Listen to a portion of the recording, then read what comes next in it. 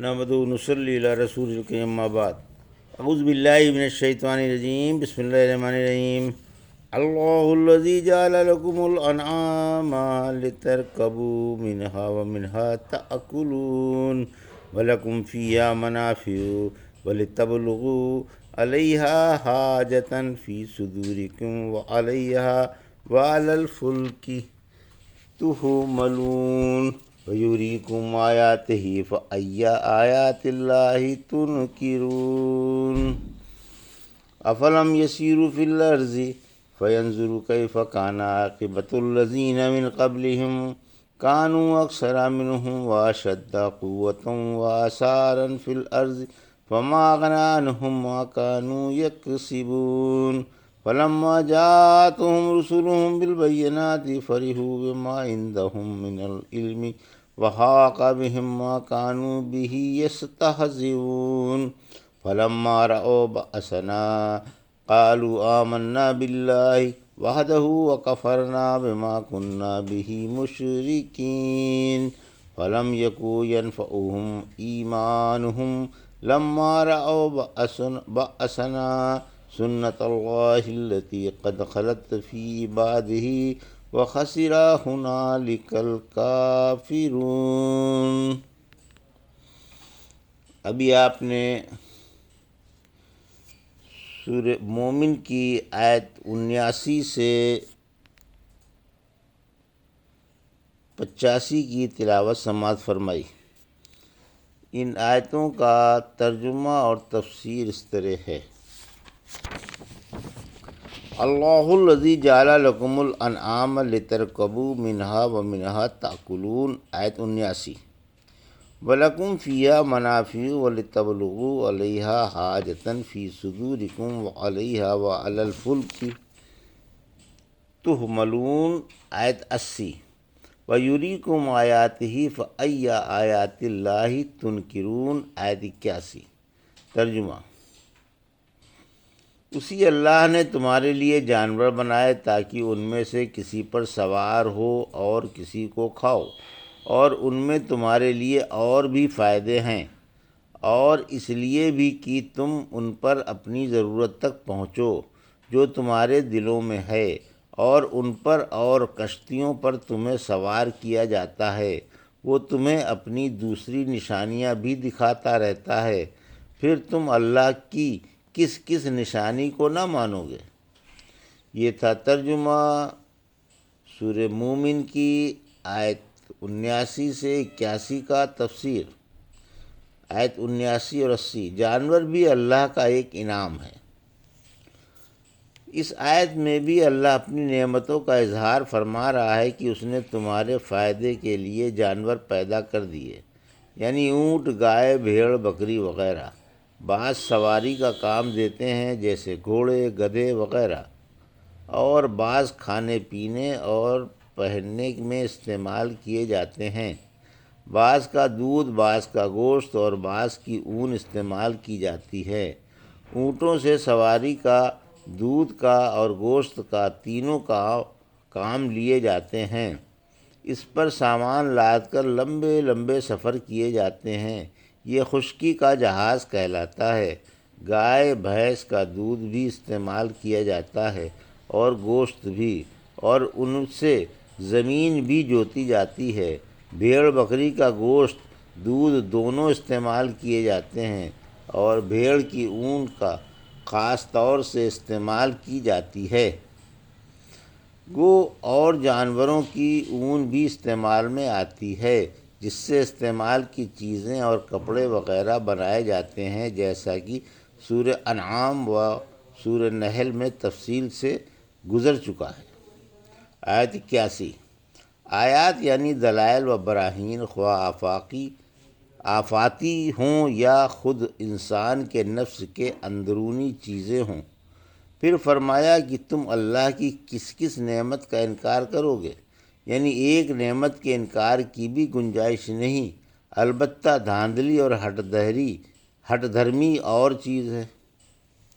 افلم یسیروا فی الارض فینظروا کیف کان عاقبۃ الذین من قبلہم کانوا اکثر منہم واشد قوتوں و آثارا فی الارض فما اغنا عنہم ما کانوا یکسبون، آیت 82۔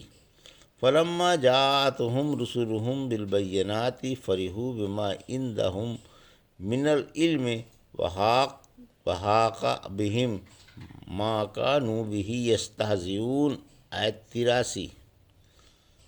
فلما رأوا بأسنا قالوا آمنا باللہ وحدہ وکفرنا بما كنا به مشرکین، آیت 84۔ فلم یکو ینفعهم ایمانهم لما رأوا بأسنا سنت اللہ التی قد خلت فی عبادہ وخسر ہنالک الکافرون، آیت 85۔ ترجمہ: کیا انہوں نے دنیا میں چل پھر کر نہیں دیکھا کہ ان سے پہلوں کا کیسا انجام ہوا، جو ان سے تعداد میں اور قوت میں اور ان نشانوں میں بھی جو وہ زمین پر چھوڑ گئے بڑھے ہوئے تھے؟ پھر ان کی کمائی ان کے کچھ بھی کام نہ آئی۔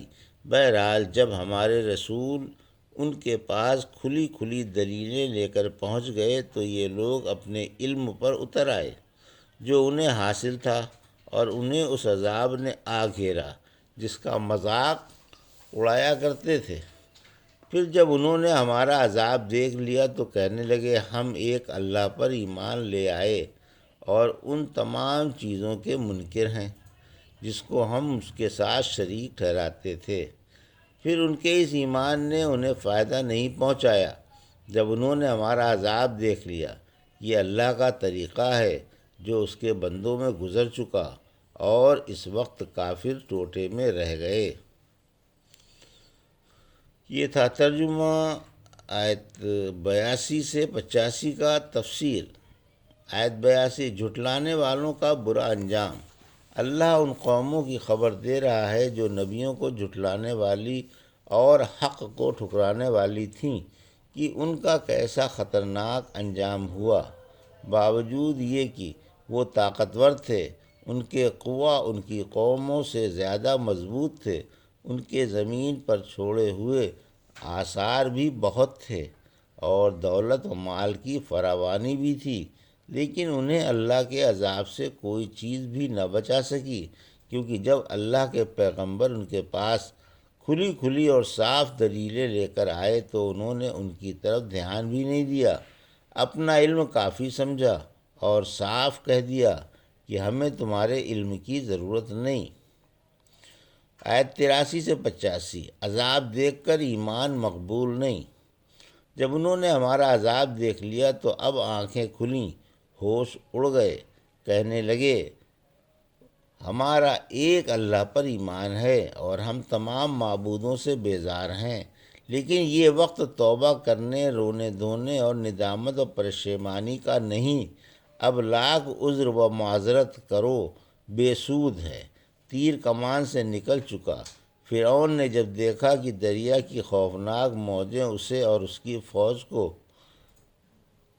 خس و خاشاک کی طرح بہا کر فنا کر دیں گی تو اس نے بھی کہا تھا، سورہ یونس کی آیت 90 میں اس اللہ پر ایمان لے آیا جس کے سوا کوئی عبادت کے لائق نہیں، جس پر اسرائیلیوں کا ایمان ہے، اور میں مسلمان ہوں۔ اللہ نے جواب دیا، سورہ یونس کی آیت 91 میں، اب ایمان لا رہا ہے اور اس سے پہلے نافرمانی کرتا رہا اور دنیا میں ادھم مچاتا رہا۔ اللہ نے اس کا ایمان قبول نہیں فرمایا، کیونکہ اللہ نے اپنے پیارے نبی حضرت موسیٰ علیہ السلام کی دعا قبول فرمائی تھی۔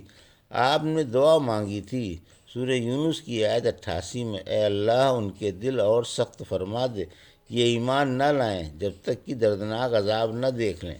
پھر فرمایا کہ یہ اللہ کا حکم ہے کہ جو عذاب دیکھ کر ایمان لائے اس کا ایمان رد کر دیا جائے۔ اس لیے حدیث میں ہے کہ اللہ غرغرے سے پہلے انسان کی توبہ قبول فرما لیتا ہے، لیکن جب جان کھینچ کر حلق میں اٹک جائے، فرشتے نظر آنے لگیں اور دنیا سے آس ٹوٹ جائے تو اب توبہ ناقابل قبول ہے۔